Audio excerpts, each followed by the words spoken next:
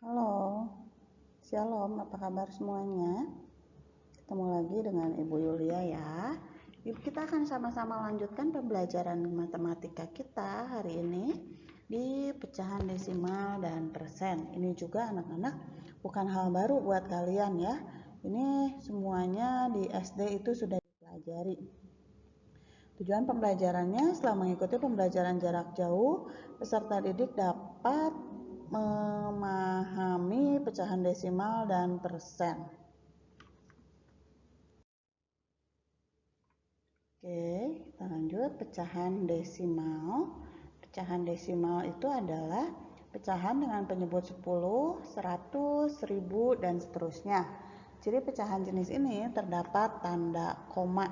Kan kalau pecahan biasa pakai per gitu kan, sekarang pakai koma ya. Oke, contoh, nyatakan bilangan-bilangan berikut sebagai bentuk pecahan campuran atau pecahan biasa. Kita lihat nomor 1. 4,67. Kita akan buat menjadi pecahan campuran berarti kan, berarti 4 karena dua angka di belakang koma berarti kita tulis 67 per 100. Sekarang kita lihat 67 per 100 masih bisa disederhanakan enggak?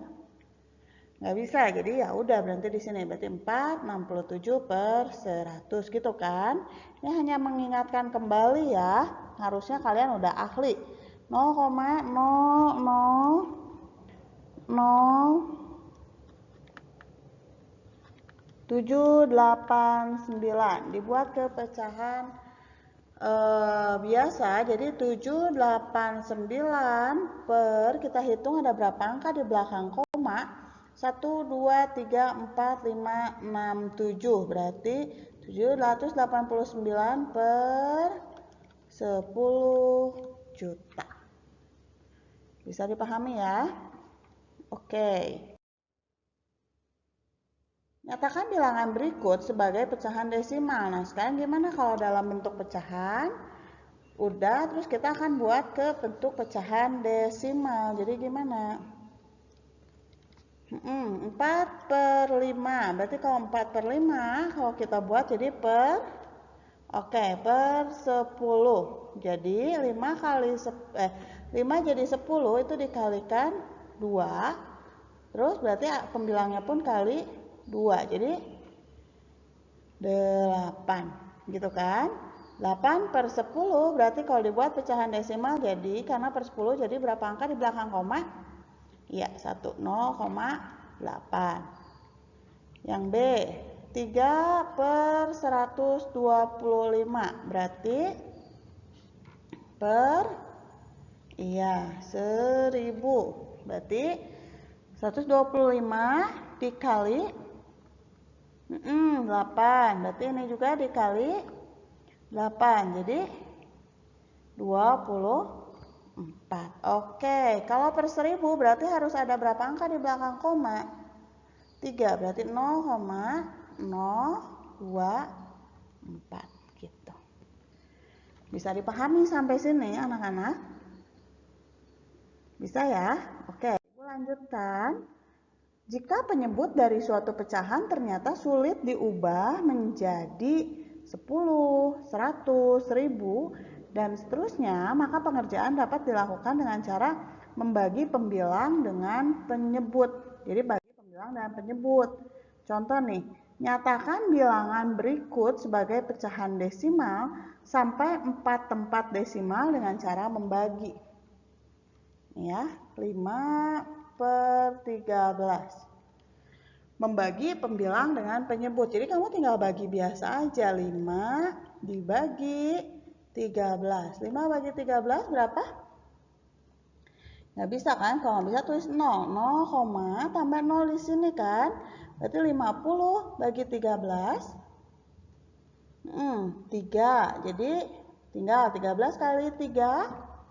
39. Oke, kurang 1 tambah 0, 1 di sini. Jadi 110 dibagi 13 berapa? 13 kali berapa mendekati 110? 8, oke.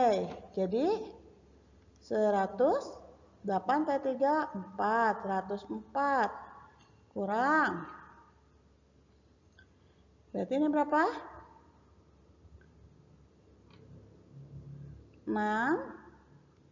Tambahin nolnya, 60 bagi 13, 4. Oke, jadi berapa? Ini tadi 60, berarti berapa 4 kali 13? 52, dikurang lagi 80 gitu kan. 80 bagi 13,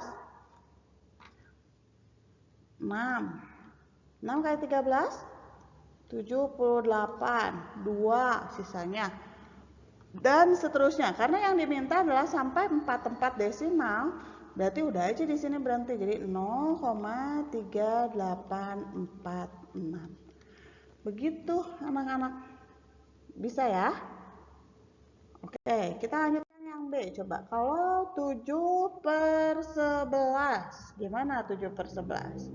Hitung lagi, 7 dibagi dengan 11. 7 bagi 11, 0. Berarti 70 bagi 11, 6. 11 kali 6, 66. Sisanya 40. Berarti 40 bagi 11, 3. Jadi 33. Oke, 70 lagi bagi 11, 6. 66. Sisanya 40. Jadi 33.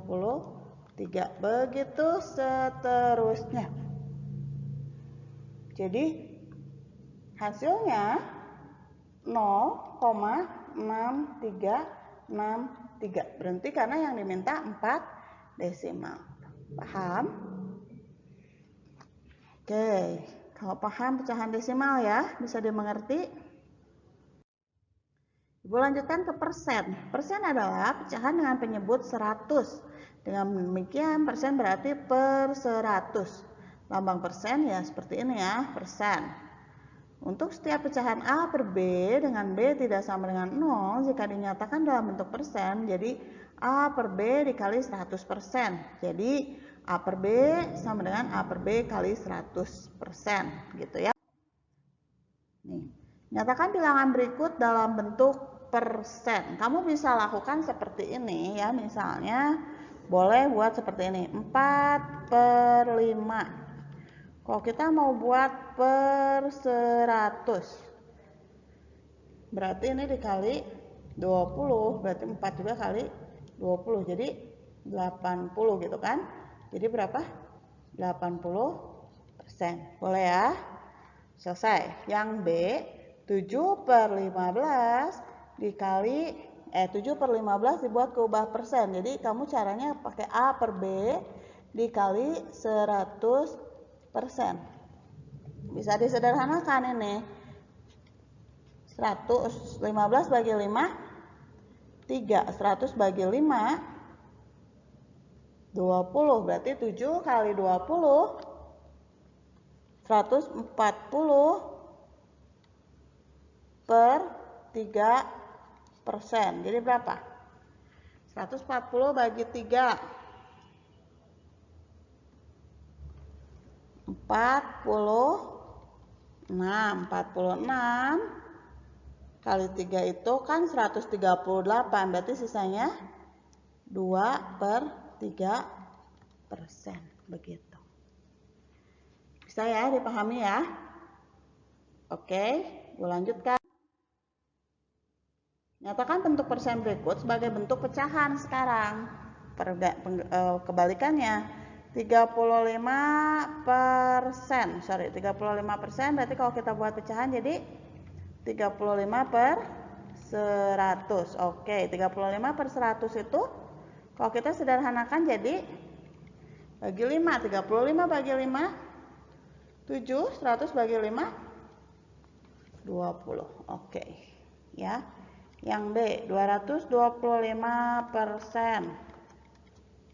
Jadi 225 per 100. Oke, kalau kita bagi 25, 225 bagi 25,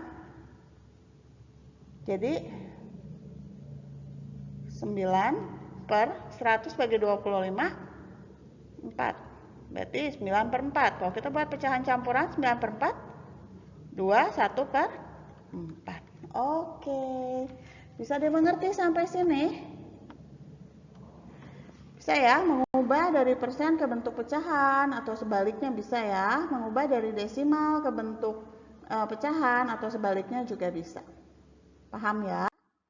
Oke, kalau paham kita lanjutkan. Videonya disimak, kalian latihan 9-nya dikerjakan. Terima kasih anak-anakku sekalian. Sampai ketemu lagi di pembelajaran berikutnya. Dadah, God bless you.